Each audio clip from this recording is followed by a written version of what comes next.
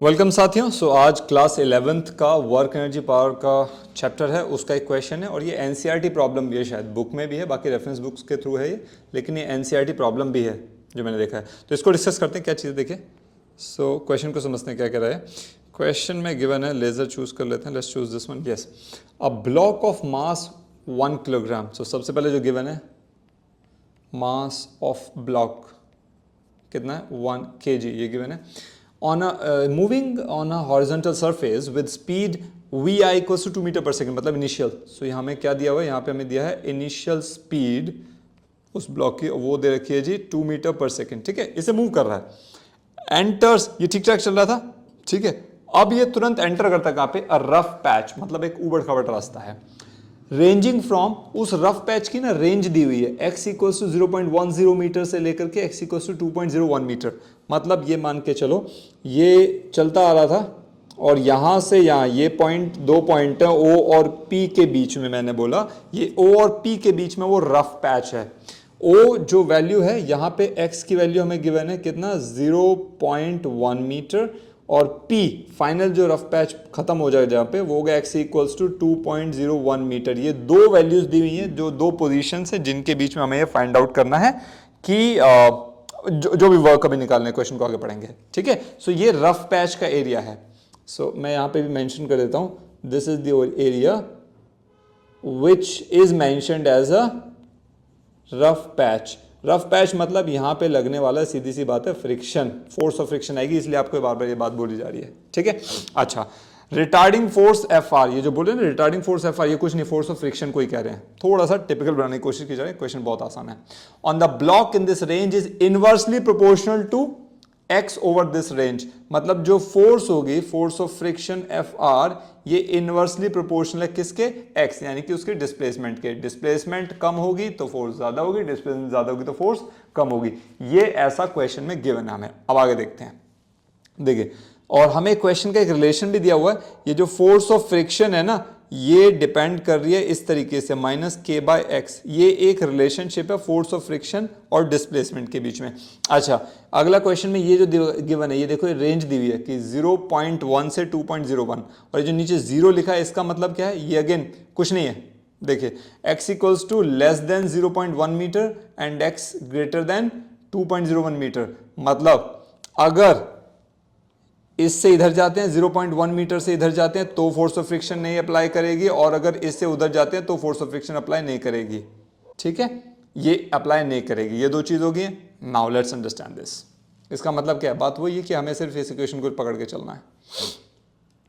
देखिए, नाउ आगे पूछ रहे हैं, on the block this is the range, what is the final kinetic energy and speed Vf, final speed of the block as it crosses the patch. और एक और चीज गिवन है, k की वैल्यू गिवन है 0.5 जूल। यहाँ पे k is equal to 0.5 J joule लिखा हुआ है। ठीक है, नाउ लेट्स स्टार्ट। तो हमारे पास अगेन वर्क एनर्जी थ्योरम के नाम से फॉर्मूला है, work done is equals to, आपको पता है, change in kinetic energy, which means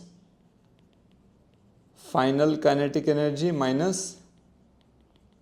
initial kinetic energy, this is equals to work done. तो इसको सिंपलाइज अगर कर लें, W is equals to KF minus KI।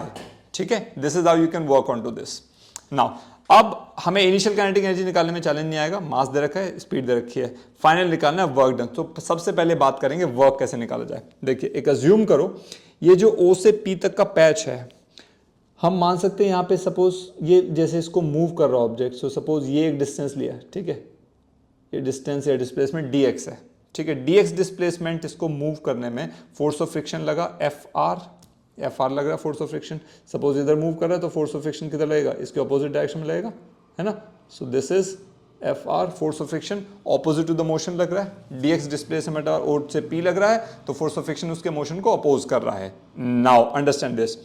तो यहां पे देखिए, so small amount of work done in bringing this displacement dx in the object against the force of friction. ठीक है, so small amount of work done dw is equal to क्या होगा, force of friction into displacement dx। ठीक है, अब अगर हमें इस ऑब्जेक्ट को O से लेकर के P तक कंप्लीट पैच में मूव करवाना है. सो टोटल वर्क डन क्या होगा? Integration of small amount of work done. कहां से कहां तक लिमिट? x की वैल्यू 0.1 मीटर O पॉइंट से, x की वैल्यू 2.01 मीटर P पॉइंट तक. सो लोअर लिमिट हो जाएगा 0.1 से अपर लिमिट 2.01 तक. ठीक है.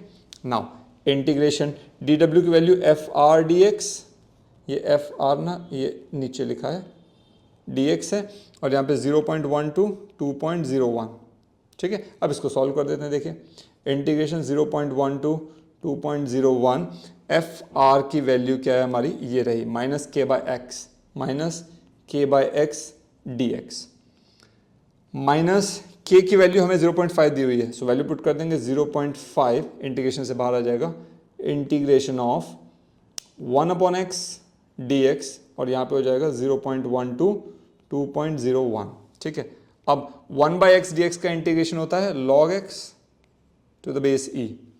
ठीक है. और साथ में ये बाहर, एक सेकेंड इसको यहाँ पे पहले लिख देता हूँ, minus 0.5 into log x to the base e और लिमिट रहेगी हमारी 0.1 टू 2.01. ठीक है. ये हमारा इंटीग्रेशन की वैल्यू हो जाएगी इसकी ना. अब upper limit minus lower limit हम करेंगे. से हो जाएगा minus 0.5 log x to the base e 2.01 minus log x to the base e 0.1. ठीक है ना. Which is equals to minus 0.5 into log x to the base e. ये a minus b अगर होता तो a अपॉन बी होता है log में. ठीक है. मतलब मैं यहाँ पे आपको लिख देता हूँ. अगर ऐसे लिखा हो ना कहीं पे log a minus log b, तो इसको ऐसे लिख सकते हैं log of a divided b. ऐसे लिख सकते हैं. ठीक है. So this becomes 2.01 by 0.1. ठीक है.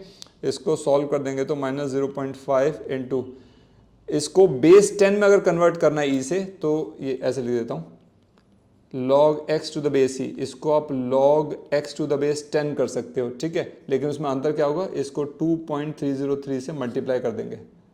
ठीक है. log x to the base e को अगर log x to the base 10 मतलब बेस e से बेस 10 में कन्वर्ट करना है तो 2.303 से मल्टीप्लाई करेंगे. So this becomes 2.303 into log to the base 10 और ये हो जाएगा 2.05. This becomes 20.10. ठीक है.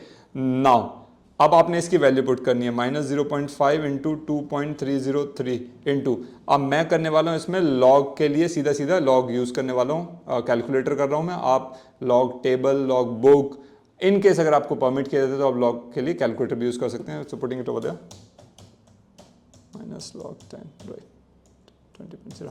सो द आंसर इज 1.303. ठीक है. ये आंसर आ गया और मैं सीधा सीधा कैलकुलेटर मल्टीप्लाई करूंगा 2.303 do this. So total answer इसमें आ जाएगा 1.5 जूल. ठीक है. ये मैंने कैलकुलेटर से यूज करके सीधा सीधा लिख दिया है. ठीक है ना. कैलकुलेशन फटाफट जाएगी वरना यस मल्टीप्लाई करने की कोशिश करना. आप कैलकुलेटर यूज ना करें अगर अलाउड नहीं है. अलाउड है आपको, depends on your circumstances. I won't get into that. So आप यूज करिएगा. सो ये हो जाएगा दिस मच. ये हो गया हमारा वर्क डन. अब हमारे पास इक्वेशन क्या थी? ये रही फाइनल काइनेटिक एनर्जी. तो हमें इनिशियल काइनेटिक एनर्जी भी चाहिए. तो देखिए यहाँ पे निकाल लेते हैं. इनिशियल काइनेटिक एनर्जी क्या होगी? Half m v i initial velocity half into m. कितना है हमारा? एम की वैल्यू थी this is equals to how much 1 kilogram और वी आई 2 मीटर. ठीक है. हाफ इंटू 1 इंटू 2 का स्क्वायर. सो ये क्या हो जाएगा? 2 जूल बचेगा इनिशियल काइनेटिक एनर्जी. ठीक है. सो ये क्या हो जाएगा? So work done equals to K F minus K I वाला रिलेशन यूज़ कर रहे हैं. So 1.5 is equals to K F हमारा कितना? अच्छा ये एक चीज़ को ध्यान रखना माइनस में है. ठीक है. Minus 1.5 into is equals to final kinetic energy minus initial kinetic energy की वैल्यू है 2. ठीक है. तो यहाँ से आपका फाइनल काइनेटिक एनर्जी कितना हो जाएगा? इसको इधर ले जाओ 2 minus 1.5 which is equals to 0.5 joule. ये आ गई फाइनल काइनेटिक एनर्जी. अगर ये फाइनल काइनेटिक एनर्जी आ गई है तो यहाँ से देखिए half m v f square की वैल्यू है 0.5. इट एम्प्लाइज ये हो जाएगा एम वी एफ स्क्वायर की वैल्यू हो जाएगी 2001. It implies v f square equals to 1/1. Mass की वैल्यू 1 है. ठीक है. So final velocity v f is equals to 1 metre per second. बहुत इजी कैलकुलेशन होगी। तो ये होगी फाइनल वेलोसिटी। ठीक है, आई होप आपको ये क्वेश्चन समझ आएगा, कॉन्सेप्ट समझ आएगा। लाइक करना और कमेंट करके बताना कैसा लगा, और यस सब्सक्राइब करना मत भूलना चैनल को। Let's do that. Thank you so much. See you in the next question.